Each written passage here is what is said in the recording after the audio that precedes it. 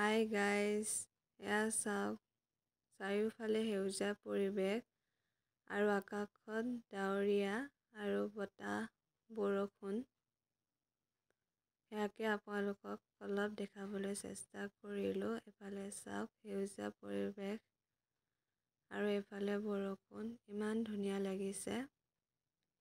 আপোনালোকৰ সেইফালে বৰষুণ দিছিলে নাই কমেণ্ট কৰি জনাবচোন। সেউজীয়া পৰিৱেশৰ মাজত বৰষুণ চাওক, দেখিয়ে মনটো বহুত ভাল লাগি গৈছে। এইফালে চাওক সেউজীয়া পৰিৱেশ, তাৰ মাজত বৰষুণ।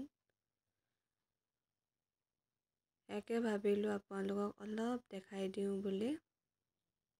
এইফালে চাওক সেউজীয়া পৰিৱেশ আৰু বৰষুণ, এইফালেও সেউজীয়া পৰিৱেশ আৰু বৰষুণ। এইফালেও সেউজীয়া পৰিৱেশ, এইফালে বৰষুণ আৰু এইফালে সেউজীয়া পৰিৱেশ। আজি যিহেতু জুবিন দাৰ ৰৈ ৰৈ বিনালে চলচ্চিত্ৰখনে শুভমুক্তি লাভ কৰিলে আৰু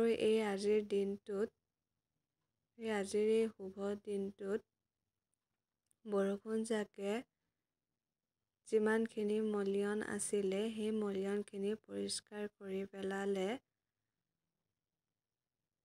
আৰু তেখেতৰ আত্মাই চিৰশান্তি লাভ কৰক আৰু তেখেতক সোনকালে ন্যায় দিয়ক। আৰু আজিৰ এই শুভ ক্ষণত তেখেতৰ চলচ্চিত্ৰখন চিৰদিনৰ কাৰণে অমৰ হৈ থাকিবৰ কাৰণে আজিৰ এই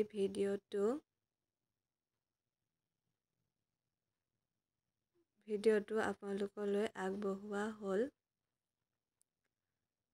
আৰু তেখেত এজন বহুত ভাল মানুহ আছিল আৰু তেখেতে সকলোকে সমান চকুৰে চাইছিল।